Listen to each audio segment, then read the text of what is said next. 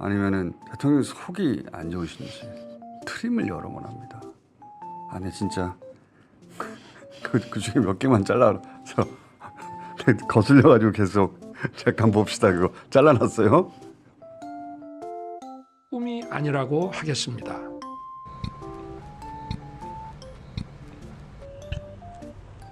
국민이 누리는 자유와 복지의 수준도 트림을 자주 하시는지 획기적으로 향상될 수 있습니다. 배는 끄르륵 하시고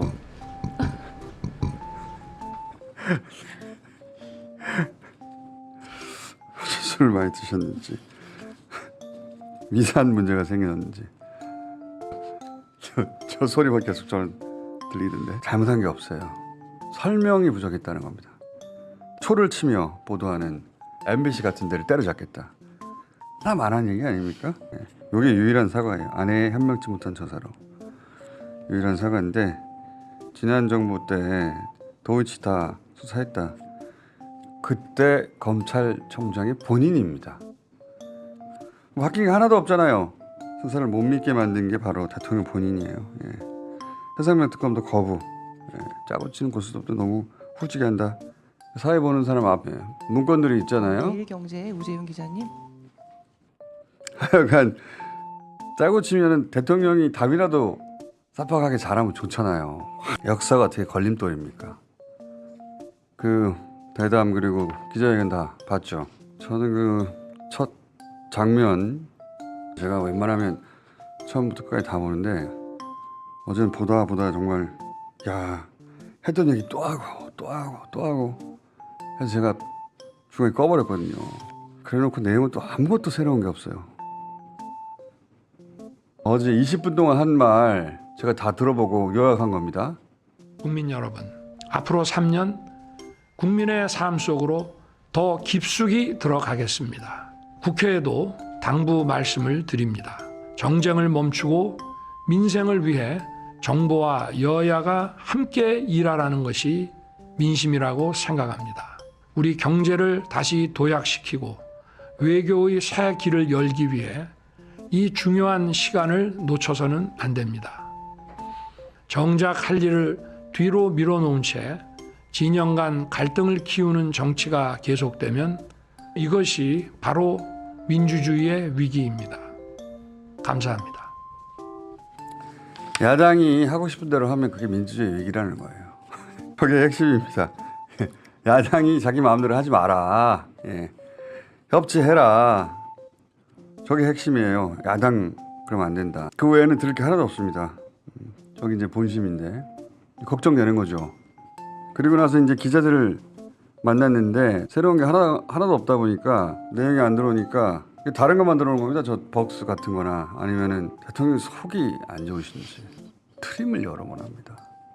아니 진짜 그 중에 몇 개만 잘라서 거슬려가지고 계속 잠깐 봅시다. 그거 잘라놨어요. 꿈이 아니라고 하겠습니다.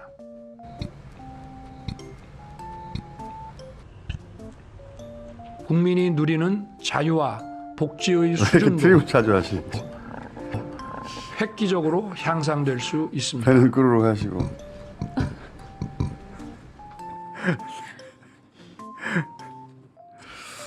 술을 많이 드셨는지 위산 문제가 생겼는지 내용이 안 들어오니까 저 소리만 계속 저는 들리던데. 자, 그래서 기자들하고 또 그 다음에 만났잖아요. 브리핑룸으로 가서 만난 거죠. 네, 그렇습니다. 몇 명으로부터 질문 받았습니까? 20개 정도 받았습니다. 20개.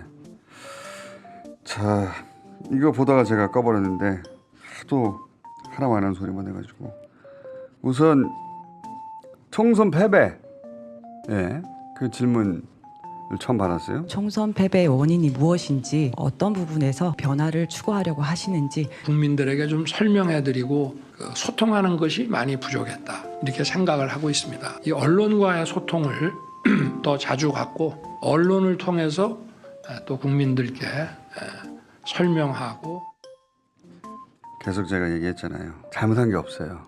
설명이 부족했다는 겁니다. 앞으로 더 자주 방송에 등장하실 예정이고 더 많은 홍보를 하고 그리고 본인의 이런 설명을 초를 치며 보도하는 MBC 같은 데를 때려잡겠다. 그런 얘기입니다. 그래서 앞으로 3년간 국정기조를 어떻게 전할 거냐 이 질문도 있었어요. 예.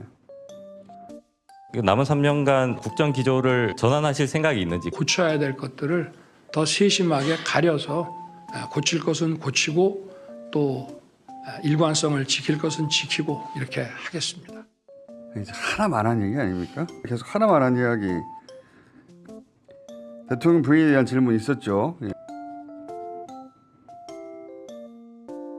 김건희 여사의 명품백 수수 의혹과 관련해서 대통령님의 의견 듣고 싶습니다. 제 아내의 그 현명하지 못한 처신으로 국민들께 걱정 끼쳐드린 부분에 대해서 사과를 드리고 있습니다.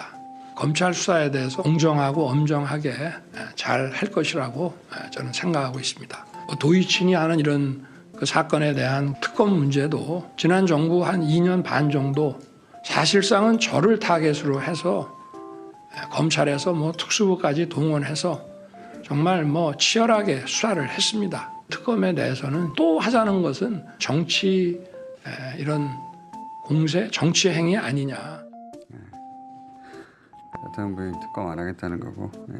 이게 유일한 사과예요. 아내의 현명치 못한 처사로 유일한 사과인데 또 지난 정부 탓을하죠. 지난 정부 때 도이치 다 수사했다. 그때 검찰총장이 본인입니다. 본인이 검찰총장이어서 눈치 보느라고 수사를 못하고 부인도 소환을 못하고 여기까지 온 거예요. 근데 이제 특검 안 하겠다는 거예요. 바뀐 게 하나도 없잖아요. 마치 자기는 그때 검찰총장이 아니라 무슨 해외에 나가 있었던 사람처럼 2년 반을 털었다고. 본인이 이걸 막았죠. 거꾸로. 그리고 최상병도 묻습니다. 최상병 특검법에 대해서 질문을 드리겠습니다.